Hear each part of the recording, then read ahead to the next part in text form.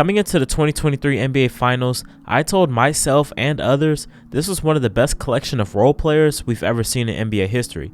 Role players are obviously guys who aren't star players, but play a specific role they're expected to star in for their respective teams. Role players are of course seen as inconsistent or erratic at times. I mean, we've all heard the saying, role players play better at home. But something was different with these set of role players in these finals. Yeah, there was still some inconsistency there, but the Nuggets and Heat had some damn good role players in these finals. You can bring up Bruce Brown or Caleb Martin or KCP or Gabe Vincent or Christian Brown or Duncan Robinson or Jeff Green. All of those guys have had sensational moments for their teams during this playoff run, and most of them have been actually pretty consistent.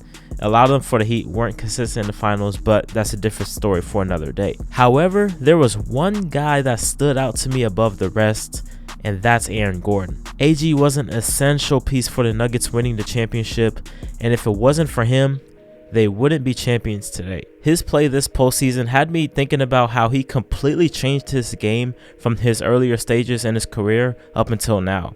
When I thought about that, I thought about last season's finals when Andrew Wiggins was the second best player on the championship team for the Warriors. Who would have thought in 2019, his last year in Minnesota, that he would be the second best player on the championship team? Same thing with Aaron Gordon. 2 years ago, who would have thought he would be the third best player on the championship team? Not me. Today we'll go deeper into Aaron Gordon and how he transformed his game, how he went from a high draft pick en route to a disappointing career relative to expectations, and how he transformed his game to be an essential piece for a championship team.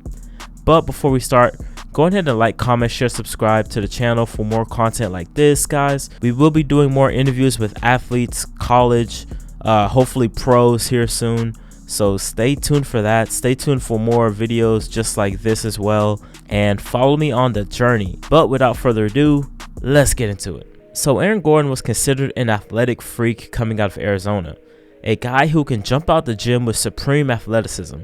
He paired that with good strength, and that had a lot of people thinking he would translate to a lockdown defender at NBA. His offensive game was a work in progress, but there was a lot of people that thought he would vastly improve his offensive game, at least to the mold of a Blake Griffin 2.0 type of game.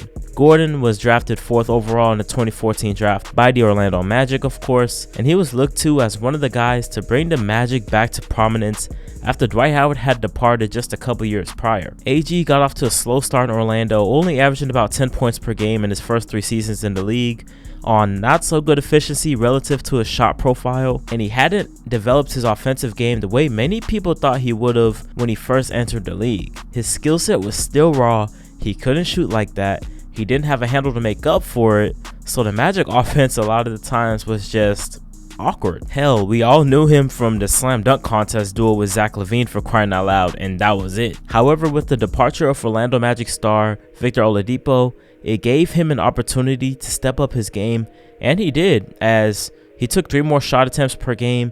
That helped his production get better. In 2018, he boosted up his average to pretty much 18 points per game on not so good efficiency from the field, shooting 43%, but shot a career high 34% from 3. And at that point, he did max out as an offensive player. However, there wasn't much team success up until Steve Clifford became the head coach in 2018, and the Magic would make the playoffs for the next 2 seasons. In 2019, AG was pretty much capped out as the player he was going to be, which wasn't a bad player by any means. In fact, he had become a primary defender for the Magic. He would be the defender the Magic would look to in order to lock up opposing teams' best perimeter player. The Magic were perpetually outside the top 20 in defense, but once the tenacity from Gordon had picked up on that side of the ball, it translates to the team being very good defensively, and being good defensively often leads to you making the playoffs, which they did for 2 years in a row as they were top 10 in defensive rating. His offensive game was still mainly transition buckets, inefficient mid-range and 3-point shots at a high volume, but he did improve his rebounding and handle to supplement his offensive game the best he could. Like I mentioned, the Magic did make the playoffs in 2019 and 2020,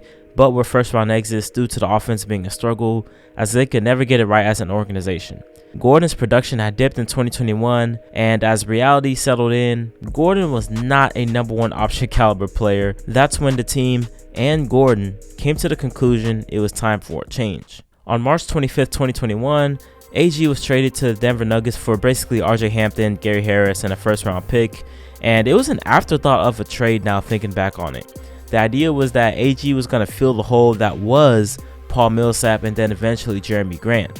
When the Nuggets went to the conference finals in 2020, people forget Jeremy Grant was a huge part of that team's success then. He left in free agency to sign with the Detroit Pistons, and the Nuggets spent half a season with the 35-year-old Paul Millsap as a starter up until Gordon arrived. Gordon completely shifted his game as he put his focus on being the primary lockdown defender for the Nuggets. He provided an immediate impact as statistically, the team's defense improved seemingly overnight. They went 20-7 in their last 27 games of the regular season, and they very well could have been in the NBA Finals prior to 2023 if Jamal Murray was healthy. 2022 was a tough year due to Murray being out recovering from his ACL injury. Then MPJ hurts his back 9 games into the season, so when 2 or 3 of your best players are out for the season, there's not much you can do. Moving on to 2022-23, the Nuggets were the most dominant team throughout the regular season, along with the Bucks, and that was in large part into AG being a seamless fit along the Nuggets' 2 stars, Jokic and Murray. He became a do-it-all guy for the Nuggets. He was an elite defender, like we mentioned, but he also became a very high IQ basketball player. He became an outstanding cutter, and that turned into a strength due to his streaky jumper. He attacked mismatches as he was finally able to capitalize on those opportunities. In his earlier days in Orlando, he failed to capitalize on mismatches the way he should have. He also turned himself into a decent passer for his size, scratched at a pretty good passer for his size. He improved his handle to the point where he was going coast to coast with the ball after a rebound, and there were very few guys in the league that can match up with that type of athleticism and strength in the open court. Because he handled the ball in some instances, he developed a knack for finding open guys, and that became a strong suit of his as well. Coming to playoff time, he was the perfect role player. During these playoffs, he was the primary defender on Karl-Anthony Towns, Kevin Durant, LeBron James, and Jimmy Butler. Those 4 guys combined for 41 All-Star selections. We know how great those guys are. AG did as good of a job as anyone possibly could have done in that situation. He put on to display his defensive versatility. He also had to sometimes guard guys like Anthony Edwards, Devin Booker, and AD. In the first round, he held Towns to just 37% shooting as the primary defender, using his physicality to bother Cat, whose weakness is just that, physicality. On KD, he had over 230 possessions on him and held him to just 38% shooting with that defense. KD also averaged 4 turnovers a game, something that just wasn't a characteristic of his. AG is one of few guys, probably ever, that can truly contest KD's jumper on a consistent basis without fouling. He also was strong and fast enough to prevent KD from living in the lane. Yes, KD still got his numbers, but with the eye test, KD was very much bothered by AG's tenacious defense. Same thing can be said with Bron. Yes, he still put up his numbers at an even greater clip, I might add, but AG's play defensively was just enough to not allow the floodgates to open for the Lakers. I will say though, he did kind of get cooked by Bron, and I guess that's okay. Bron shot 60% while AG was the primary defender. Yes, Bron still put up his numbers, but when it mattered the most, AG came up with the biggest stop of his career, rejecting Bron at the rim to close out the Western Conference Finals with a sweep. Then in the NBA Finals, he wasn't on Jimmy Butler's for as much as he wanted, but Butler was inefficient and quiet to his standards for a lot of that series, honestly.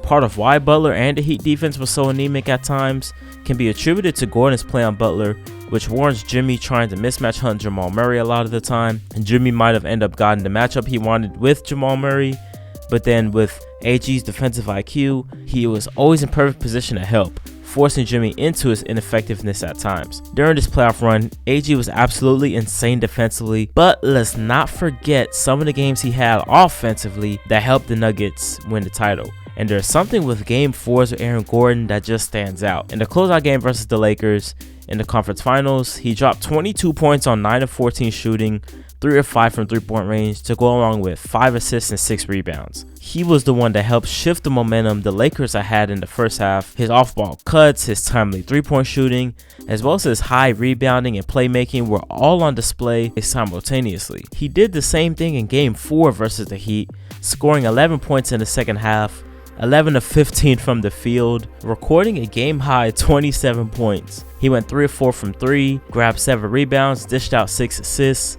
Again, the cutting and the exploitation of mismatches offensive rebound putbacks, hitting threes along with playmaking, rebounding, and defending all at a high level. I can't say enough about this guy. Well, I guess the only thing I can say about this guy is call him a champion. Who would have thought 2 to 3 years ago he'd be the 3rd best player on a team that wins the championship? Players like that deserve a ring more than damn near anybody, because that just shows they're willing to put their ego and individual play to the side in order to win. Many guys say they roll like that, but very few guys put that on display, and AG did just that. That's gonna wrap up this video, y'all. If y'all liked it, make sure to like, comment, share, subscribe. Let me know your thoughts on the Aaron Gordon, I guess, metamorphosis in his career, changing his style of play. Shout out to Andrew Wiggins as well. I made a video last year on Andrew Wiggins and his development and his journey as a player. Similar journey to Aaron Gordon, obviously at an even higher clip because he was a #1 overall pick. Everyone expected him to be Maple Jordan. He just didn't turn out that way. Went to Golden State, became an elite defender in his own right, became an efficient scorer, and helped the Warriors win the title. But that's going to wrap this thing up. Like I said, make sure to subscribe for more videos like this. Put a thumbs up for me right now, please, please, please. But this is Jimmy from Just the Facts, and I'm signing out. Peace.